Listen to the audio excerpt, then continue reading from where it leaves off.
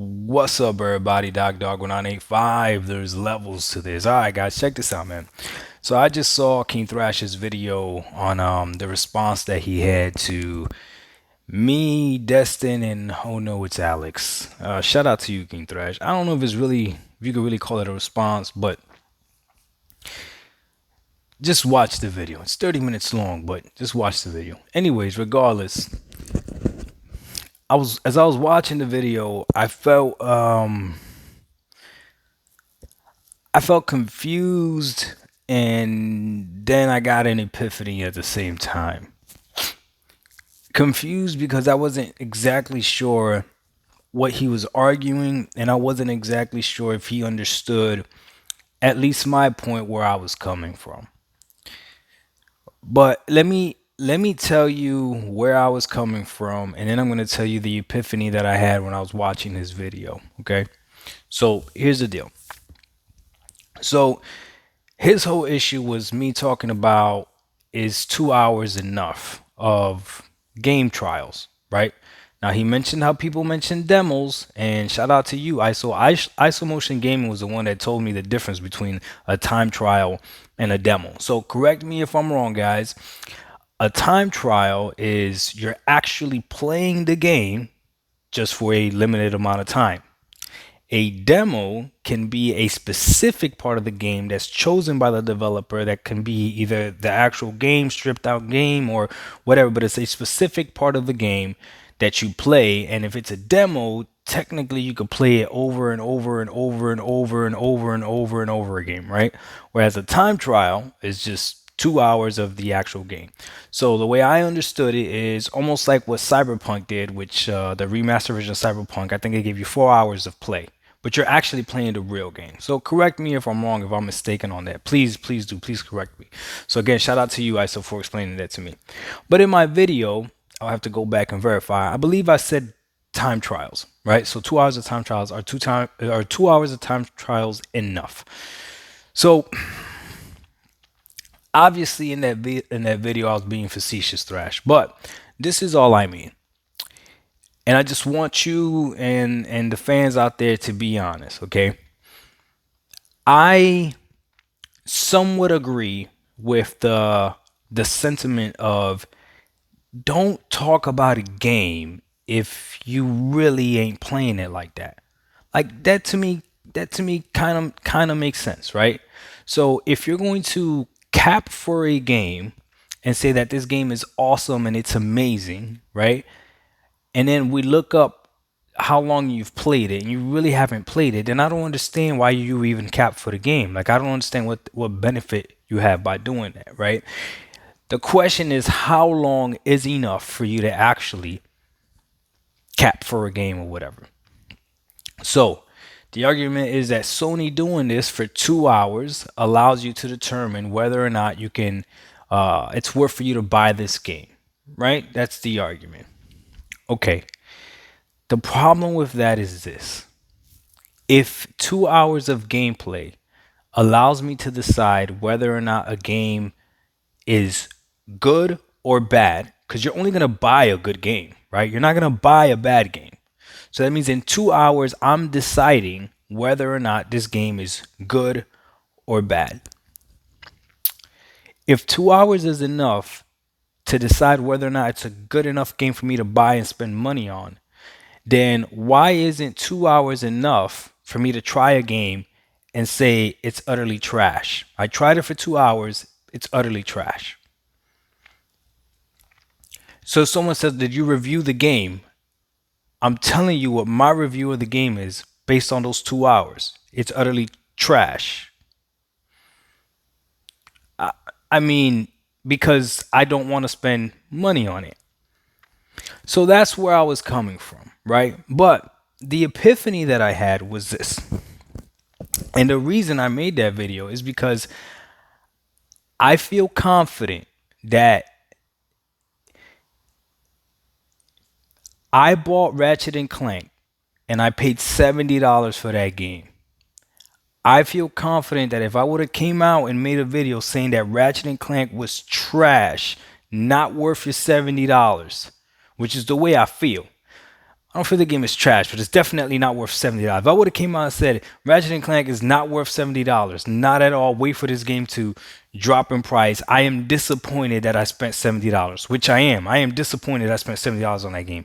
If I would have made that video and someone would have gone and checked how many hours I had played the game, and I had only played the game for 2 hours, you're telling me nobody would have been like, how are you going to say this game is trash and not worth $70 when you only played 2 hours of it? I don't believe that. I think the Sony fanboys and fangirls would have tore me apart, would have actually gone and be like, oh, don't, this guy doesn't even game. You only played 2 hours of it, blah, blah, blah. And you're saying that the game is trash, right? Which, like I said in the beginning, I kind of feel like, okay, yeah. And then the same way, if I was to say Halo Infinite is an amazing game, right? But I only played 2 hours of it. But those 2 hours, to me, the game was amazing. Why can I not say that? So again, the question was, is 2 hours enough? Because if it is enough for me to decide whether or not I'm going to buy a game, then fair is fair. Then it's enough for me to decide whether a game is trash or good. That's it. That's what it was. But this is the epiphany that I had. The epiphany that I had watching the video was I can hear the sincerity in his voice and what he was saying. And what he was saying is similar to the same things that we say on this side, right? And it's that whenever PlayStation does something, from our perspective, you guys make it seem like it's good. But Microsoft, on the other hand, does the exact same thing and it's bad. But it was interesting listening to him say the same thing. Whenever PlayStation does something is bad, whenever Microsoft does something, it's good. And the epiphany was this. We're just not going to agree. We're just not going to agree. We're literally just going tit for tat. And I know it's cliche to say there's fanboys on both sides, but yeah, there's fanboys on both sides. Okay. And if I only put on my glasses to look at things from this side, I'm going to be able to make content forever at how you guys move the goalposts and contradict yourselves and all this other stuff. However, if you guys do the same thing, you'll be able to do it as well. And for all my Xbox fans, this is one that I'm going to tell you right now that's looking kind of iffy, which I understand the ponies about. When we brag about first party day and date, and they say, when was the last first party day and date game you guys got? That's a legitimate question. What was the last first party day and date game that we got? If we use that as an argument. So, my challenge is going to be for me to stick to promoting the positives of Xbox and Game Pass and talking about the negatives of Xbox and Game Pass and trying my hardest not to make videos about Sony as if that increases my enjoyment of my Xbox. Because it doesn't. The PlayStation platform charging $10 for director's cut, charging $10 for haptic feedback and to use the features. PlayStation platform charging, putting game trials behind our highest tier of subscription service, right? Doesn't affect me at all on this side, on the Xbox side. So it really is, why are we wasting energy with that? In essence, I'm doing the exact same thing that I accuse them of, which is they talk more about Xbox and Game Pass than they do about PlayStation. And it's almost like I'm becoming a channel that talks more about PlayStation than I do about Xbox. Or whenever I do, it's